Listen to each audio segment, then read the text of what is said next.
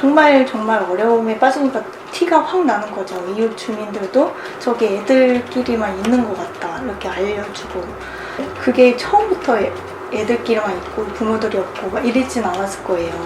뭔가 시작 초기에 그런 불안한 조짐들이 있었을 텐데, 우리가 발굴하고 지역 주민들이 알아챌 때는 이미 고질적일 때 이제 알아채고서는, 이제 쉽게 말하면 그 거주지에 살고 있는 지역 주민의 이제 복지 증진과 삶의 질 향상을 위해서 이제 복지 서비스를 제공하는 기관이라고 보시면 되겠고요. 근데 그 안에서 조금 강점으로 두드러지는 것이 이제 지역 주민의 참여와 협력으로 지역 주민이 스스로 문제를 좀 해결할 수 있도록 하고, 그리고 또 보다 좀 나은 삶을 살 수 있도록 복지 서비스 쪽에 이제 전문적인 사회복지 실천을 하는 곳이라고 볼 수 있습니다. 그래서 크게는 이제 지역사회 복지관이 하는 역할 기능으로 3개가 있어요. 하나가 사례관리 사업, 두 번째가 복지 서비스 제공 사업, 그리고 세 번째가 지역사회 조직 사업, 이렇게 3가지로 기능 크게 가지고 있고요. 저 같은 경우에는 지금 사례관리 사업을 주로 담당해서 맡고 있습니다. 이제 어려움을 가지고 있는, 특히 위기 상황을 겪고 있는 주민들에게 이제 문제를 해결하고 보다 좀 나은 삶을 살 수 있도록 당사자와 함께 자원을 연계하고 서비스를 연계를 함으로써 좀 더 이제 통합적인 복지 서비스를 통해 부분들이 나은 삶을 살 수 있도록 함께 지원하는 사업이라고 보시면 되겠습니다. 사회복지사가 다 가정에 방문하고 오면은 그냥 도와주러 오는 거다라고 생각을 하니까, 근데 그냥 사례관리는 그냥 도움만 주는 게 아니거든요. 어쨌든 당사자가 스스로 좀 문제를 해결할 수 있도록 역량도 같이 강화시키고 뭔가 강점도 강화시키고 이런 것들이 함께 가는 거기 때문에, 솔직히 저희는 동반자처럼 함께 가는 역할이 더 중요하거든요. 그래서 그냥 단순히 제가 앞으로 이렇게 도와줄 거예요 라고만 이제 설명하는 것이 아닌, 함께 이야기를 나누고 어떻게 해결할 수 있을지 방법을 함께 찾고, 그래서 그 방법을 좀 더 나은 편으로 해결할 수 있도록 도와줄 거다, 이렇게 좀 쉽게 풀어서 좀 다가가는 편이에요. 지역 중심으로 지금 사례관리를 하고 있고요. 사례관리 특화 사업으로 제가 좀 맡고 있는 사업이 있어요. 이제 의료 네트워크 사업이라고, 의료적으로 이제 어려움을 겪고 계신 주민들을 의료적인 통합적인 서비스를 제공하는 사업을 이제 맡고 있습니다. 사례관리 발굴을 어떻게 활성화시킬까 이런 거 논의를 했을 때, 이제 지역 주민의 욕구 중에서 어떤 걸 가장 어려워하느냐, 그걸 좀 초점으로 맞췄어요. 이분들의 주요 욕구가 의료적으로 어려움이 크다라고 말씀을 많이 해주세요.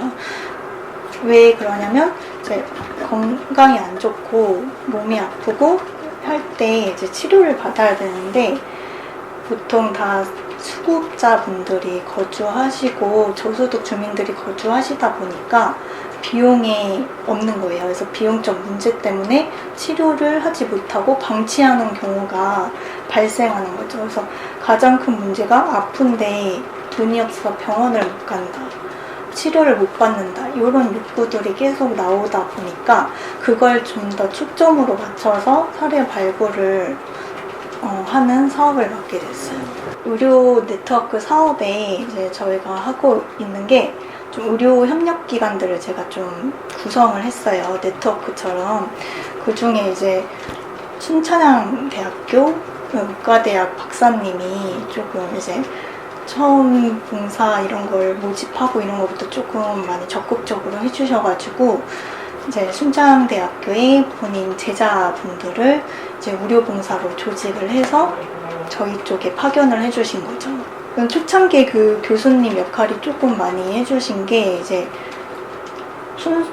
순수하게 이제 지역적으로 어려움이 있는 가정 중심으로 의료봉사를 하고 싶다라고 했고, 그냥 단순히 근데 의료봉사로 끝나는 게 아니라 구석에서 좀 발굴을 하면은 지원까지 체계적으로 이루어질 수 있도록 하자라고 해서 이제 의료네트워크 사업이 탄생을 하게 된 거거든요.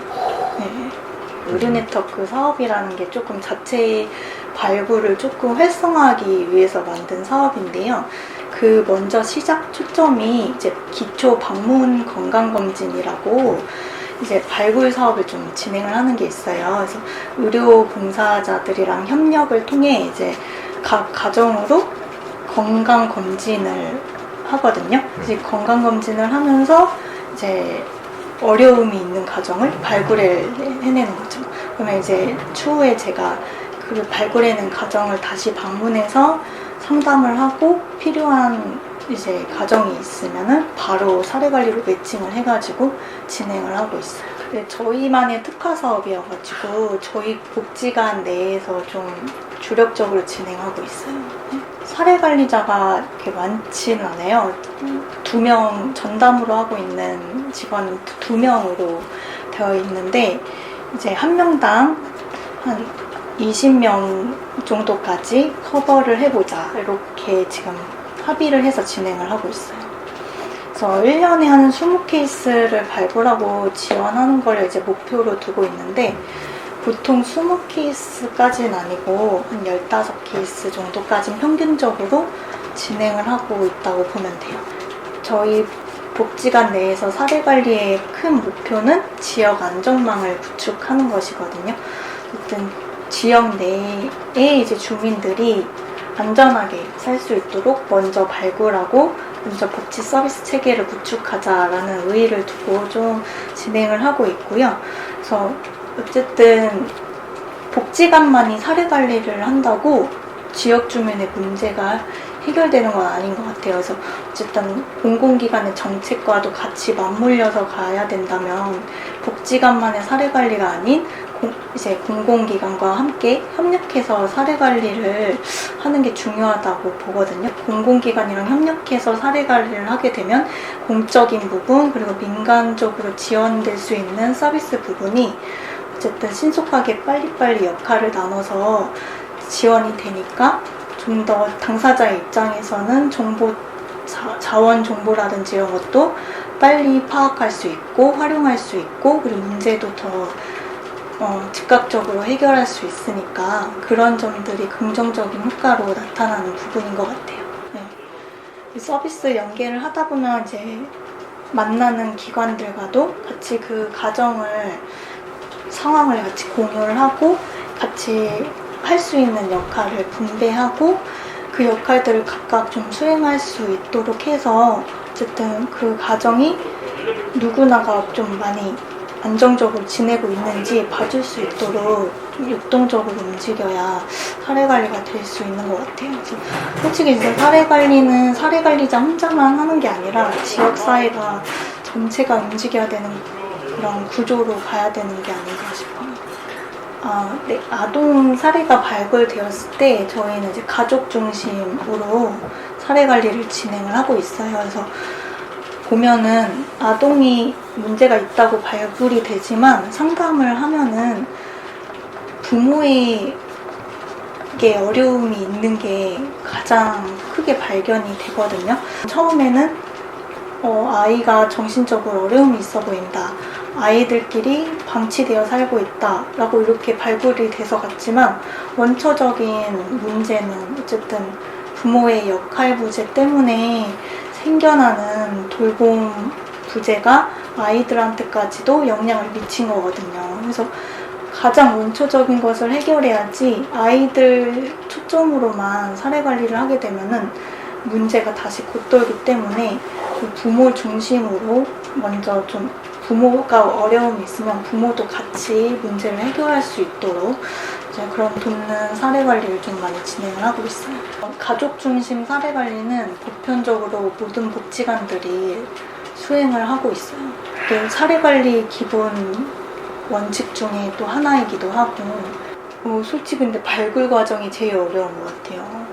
왜냐면 이제 어려움이 있을 때 복지관이 어딘지 알고 바로바로 오시는 분들이 생각보다 많지가 않아요. 그렇죠. 오히려 문제가 있을 때 어디에 가서 도움을 청해야 되는지도 잘 모르시는 분들이 대다수고, 그래서 어려움이 계속 있을 때까지 만성적으로 가지고 있다가 뒤늦게 뭐 다른 이웃 주민이라든지 다른 공공기관이라든지 이렇게 의뢰가 돼가지고 발굴되는 사례들이 더 많아요. 일단 저는 사례 관리를 하면서 가장 중요하고 하다고 생각하는 게 솔직히 발굴이거든요. 위기 과정을 발굴하는 게 가장 중요하다고 생각이 들어요. 그래서 항상 이제 망선적으로 어려움에 빠졌을 때 긴급하게 발굴이 되거나 이런 분들이 많기 때문에 솔직히 복지 지원을 하다 보면은 이런 사후적인 지원 위주로 가게 될 수밖에 없어서 그 전에 먼저 발굴이 됐다면 얼마나 좋았을까라는 생각이 들 때가 많아요. 그래서 특히 아동 가정 사례 관리를 하면서 느낀 게 아동이 있는 이제 사례 관리 가정일수록 더 그런 문제를 간과하는 경우가 많더라고요. 그래서 부모들도 이제 어려움이 있지만 그걸 어디에 도움을 요청하는지도 잘 모르고 있고 우리 아이가 괜찮다고 생각을 하는 경우도 있고, 그래서 아이가 점점 더 큰 어려움에 빠지고 정말 정신건강까지 아이가 위험해졌을 때 그때 막 발굴이 되면은 그때 아이한테 심리검사 받고 치료받고 이런 거를 권유하기에는 진짜 아이가 한 번에 막 저 검사할게요, 저 치료할게요 이런 경우는 진짜 하나도 없거든요. 그래서 설득하는데도 솔직히 시간이 더 걸리고, 그래서 더 아동 사례 관리 같은 경우에는 더 장기적이고 시간이 좀 더 오래 걸리는 과정들인 것 같아요. 저는 이제 항상 생각하는 게 이런 사례 발굴은 사회복지사만 하는 것이 아니라 이 지역 주민 대부분이 할 수 있는 거다라는 인식을 좀 개선시켜야 된다고 생각이 들어요. 그래서 누구나가 지역 주민, 누구나 이 지역 사회에 살고 있는 주민이라면 누구나 어려운 상황을 발견했을 때 알려줄 수 있는 제 의무가 있다라는 그런 인식을 좀 개선시켜야 되지 않을까 싶어요. 그래서 주로 이제 지역 주민 중에 그렇게 알려오는 분들도 지역사회에 관심이 있으니까 이제 통장으로 활동하거나 아니면 지역 사회에 이제 단체로 활동하시는 분들이 그렇게 발굴을 많이 도와주시거든요. 근데 그런 활동을 하지 않고 지역사회에 관심이 없는 일반 지역 주민 같은 경우에는 솔직히 이제 복지관이 존재하는지도 모르는 경우도 많고, 복지관에서 어려운 사람, 뭐 사례관리 이런 사업을 한다는 것도 모르는 경우가 많기 때문에 만약 이런 인식이 조금 좀 보편적으로 있다면은 좀 더 발굴이 더 잘 되지 않을까라는 생각이 들어요. 저 일단은 이제 많이 변화됐다고 하긴 하는데 저는 그렇게 막 많이 느껴지는 거는 솔직히 없는 것 같아요. 지금 이제 문재인 케어라고 해가지고 지역사회 통합 돌봄 사업을 좀 중심으로 복지를 지금 하고 있지만 그게 보면은 이제 대상자별로 특성에 따라서 지원을 하고 있거든요. 근데 지금 중점으로 하고 있는 대상자들이 노인이랑 장애인 포커스로 통합 돌봄을 하고 있어요. 솔직히 아동에 대한 통합 돌봄은 아직은 미진한 수준이거든요. 그러다 보니까 이제 아동가정 쪽의 통합 돌봄 지원에 대한 복지 서비스 체계는 좀 부족하지 않나 생각이 들어요. 보편적으로 이제 노인 대상이나 장애인 대상으로 국한하지 않고 이 보편적인 대상으로 지역 통합 돌봄 사업을 좀 구축해야 되는 게 맞지 않나 생각이 들어요. 분명 정부의 이런 지원 서비스도 대상자별로 구체화되어 있고 매뉴얼화 되어 있고 다양하게 잘 되어 있긴 하지만 보통 다 이제 사후적인 서비스에 국한되어 있는 부분들이 많아요. 그래서 이분들이 솔직히 이제 사례 관리를 하게 되면서 발굴이 될 때 보통 고질적으로, 만성적으로 어려움이 크게 도달했을 때 발견되는 경우가 많아서 이분이 내가 좀 더 빨리 알았다면 이렇게까지 지내지 않았을 텐데 라는 좀 안타까운 마음들이 좀 많이 들더라고요. 그래서 사후적인 복지 서비스 외에도 사전적으로 예방할 수 있는 복지 서비스를 좀 제도화하는 것이 필요하지 않을까라는 생각이 좀 많이 들고요. 사정적인 복지 정책도 많이 만들어줬으면 좋겠다라는 생각이 좀 안타까운 부분은 이런 그 메뉴 속에서 항상 그런 조건 같은 것들이 강하게 이제 있잖아요.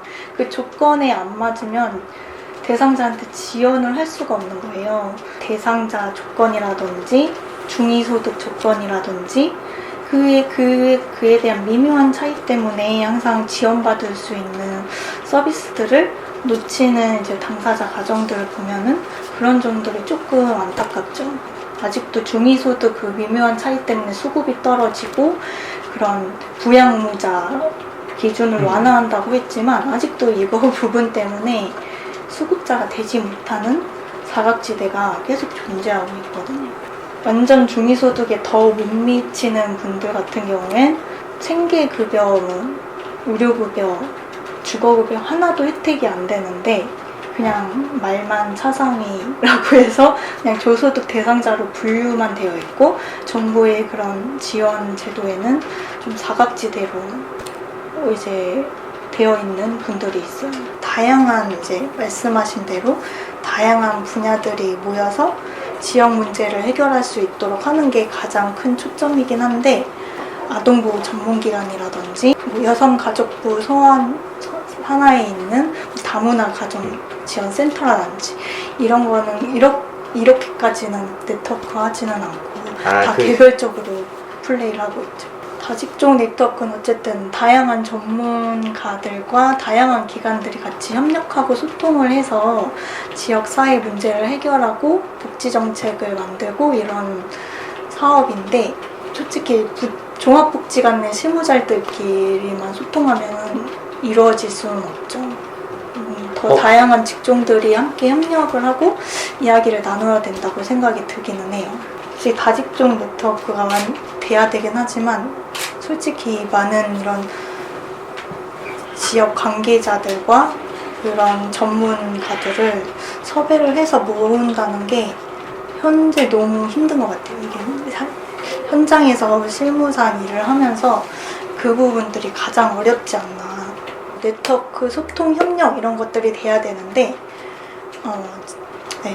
솔직히 이렇게 네트워크 차원에서 만나지 않는 이상은 모르기 때문에 더 각각 개인 플레이를 할 수밖에 없는 지경에 따르지 않나. 만약에 저희같이 이제 이런 민간기관에서 주관을 한다고 한다면 많이 이제 협조적이진 않죠. 근데 사람들이 많이 움직이고 협조적이려고 한다면 솔직히 정부가 주도를 해야 이제 많이 따라주는 편이긴 하거든요. 이제 큰 단위의 정부들이 이런 네트워크를 해야 함을 좀 정부 제도로 정착화시키고 매뉴얼화하고 그쪽에서 이제 주관을 한다면은 쉽게 네트워크 구성이 잘 될 수가 있는데 뭔가 컨트롤 타워 역할을 할 수 있는 게 정부의 역할이긴 하지만 이런 잦은 인사이동이라든지 이제 공무원들 개인 그 성향에 따라서 이런 정부 제도를 어떻게 꾸려나가는 거냐가 천차만별로 달라지니까 이런 부분들이 좀 실무를 하는 데서 가장 어렵지 않나 생각이. 코로나 때문에 사례 관리를 하지 말자 이거는 하진 않았어요. 어쨌든 위기 가정을 가장 빨리 만나고 그분들을 해결해야 되는 게 가장 중요하다 보니까 감염 이런 코로나 때문에